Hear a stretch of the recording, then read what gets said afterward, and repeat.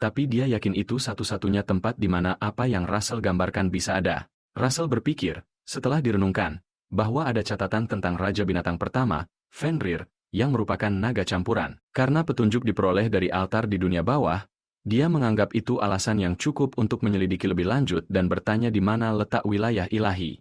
Setelah beberapa saat, terjadi ledakan di sudut hutan saat Russell menjatuhkan seekor goblin. Dia berpikir bahwa ini adalah pertarungan ke-70-nya hanya hari ini. Dia teringat apa yang dikatakan kerbau. Untuk bisa masuk ke wilayah ilahi, dia harus mendapatkan pengakuan dari para pejuang besar dan tetua besar. Dan untuk meraih pengakuan mereka, dia harus membuktikan kekuatannya. Dia merenung bahwa dia telah bertarung terus-menerus selama 15 hari dan bertanya-tanya apakah sudah saatnya sesuatu yang penting muncul. Pada saat itu, seekor jaguar mendekat dan bertanya apakah dia manusia luar yang dikabarkan, mengelilinginya bersama kelompoknya.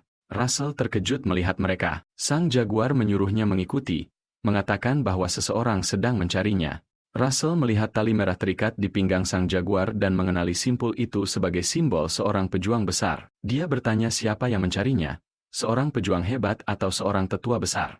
Jaguar itu menjawab bahwa itu adalah Muya. Russell terkejut dan teringat pada Muya, Raja Binatang. Dia mengira yang akan mencarinya adalah seorang pejuang hebat atau tetua besar, tapi tidak pernah membayangkan itu adalah Raja Binatang itu sendiri. Dia menyadari ini adalah kesempatan yang jauh lebih besar dari yang pernah dia harapkan. Adegan beralih ke kilas balik saat Raja Binatang Muya mengatakan bahwa mereka pasti semua sudah mendengar tentang orang luar yang baru-baru ini membuat keributan di pulau itu. Seekor jaguar menjawab dengan yakin, mengatakan bahwa kepala suku muda suku Singa Merah dan penjaga gerbang suku Ular Putih dilaporkan telah dikalahkan.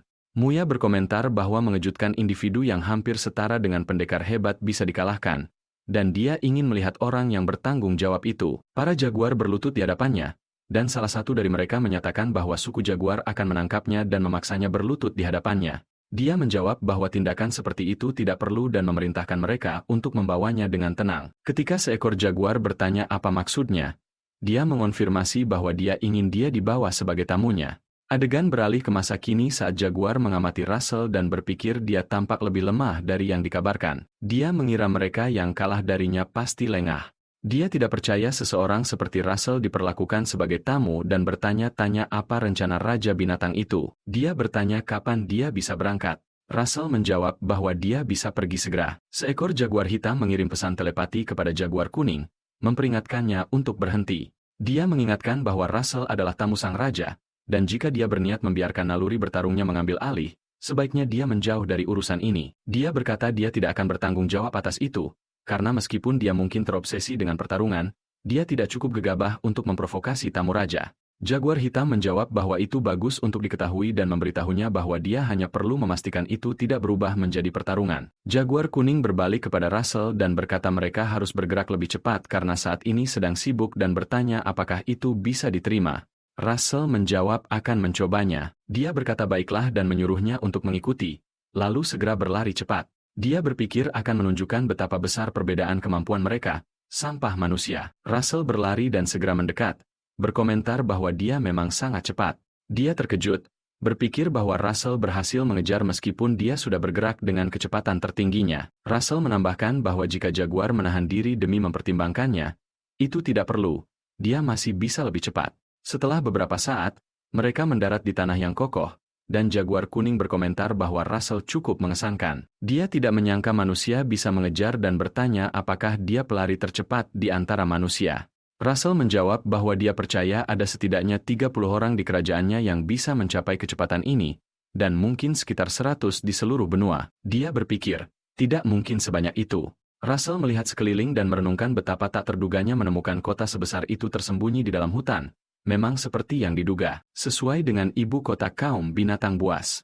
Dia menyatakan bahwa ini adalah kediaman Raja Binatang dan melangkah maju. Russell terkejut melihat kerumunan besar di pengadilan dan mencatat bahwa semua yang hadir setidaknya berada di lingkaran keempat atau lebih tinggi. Jika mereka adalah para pejuang hebat dari Curel, maka kehadiran mereka menjelaskan semangat bertarung yang sangat pekat di udara. Dia merasa seolah sedang merayap di rawa dan menegaskan pada dirinya sendiri bahwa datang ke sini setelah mencapai penyihir lingkaran keenam memang keputusan yang tepat. Seekor babi buas memperhatikannya dan berkata dengan tak percaya, bertanya apakah benar-benar mungkin menahan tekanan semangat bertarung yang dilepaskan oleh 100 pejuang hebat. Pada saat itu, Raja Binatang Muya menghentakkan kakinya ke lantai dan berteriak kepada sidang, memanggil mereka bodoh dan mengingatkan bahwa dia sudah memperingatkan mereka untuk tidak membuat masalah. Kemudian dia menyapa Russell, memperkenalkan dirinya sebagai Muya, Raja Binatang. Russell berpikir dalam hati bahwa, seperti yang diharapkan dari Raja Binatang, kekuatannya luar biasa, mungkin setara dengan gurunya, tapi dia tidak menyangka Raja Binatang itu seorang wanita. Dia memperhatikan Russell menatap dan menuntut tahu apa yang sedang dilihatnya. Russell segera membungkuk dan memperkenalkan dirinya dengan sopan, menyapa Raja Binatang. Dia adalah Russell Raymond, seorang count dari Endymion dan penyihir dari Menara Api, dan dia meminta pengertian atas ketidaktahuannya tentang etiket manusia binatang. Dia membersihkan tenggorokannya dan menjawab bahwa tidak perlu terlalu formal. Dia pikir dia jelas menghargainya. Dia duduk di kursinya dan bertanya, "Jadi, manusia, apa yang membawanya dari benua yang begitu jauh ke Curel?" Dia menjawab bahwa dia sedang mencari tempat di mana sungai es dan sungai api bertemu, dan dia berpikir, dari reaksi mereka, bahwa dia telah datang ke tempat yang tepat, mereka pasti mengetahuinya. Dia menambahkan bahwa dia percaya tempat itu ada di wilayah ilahi dari bangsanya. Seorang tetua memotong pembicaraan, menyebut ucapannya tidak sopan, dan menuntut tahu bagaimana seorang asing berani membicarakan tanah suci mereka. Dia marah dan memerintahkan keheningan, mengatakan bahwa meskipun dia mengerti keterkejutan mereka, saat ini dialah yang berbicara. Ruangan menjadi sunyi. Dia memastikan bahwa, seperti yang dia katakan, tempat itu memang ada di wilayah ilahi, dan dia bertanya mengapa dia ingin pergi ke sana.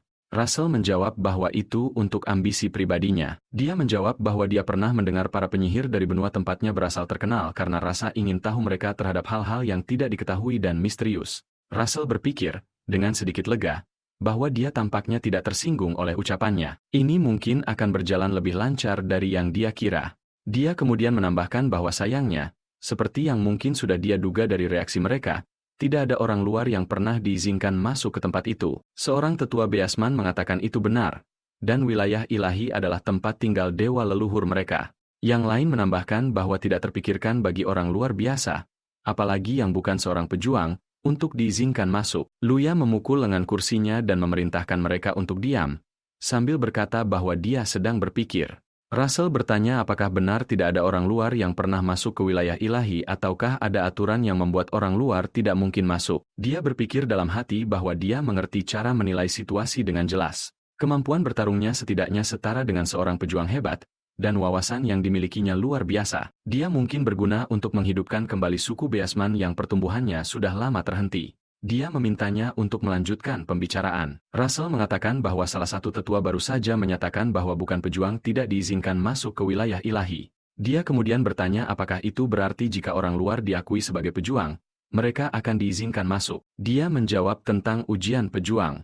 Seorang tetua Beasman menuntut tahu apakah dia menyarankan bahwa seorang manusia ingin mengikuti ujian pejuang. Luya tertawa dan bertanya pada anak manusia itu apakah dia benar-benar serius mencoba. Russell mengepalkan tinjunya dan menjawab bahwa jika ujian pejuang adalah satu-satunya cara sah untuk masuk ke wilayah ilahi, maka ya, dia benar-benar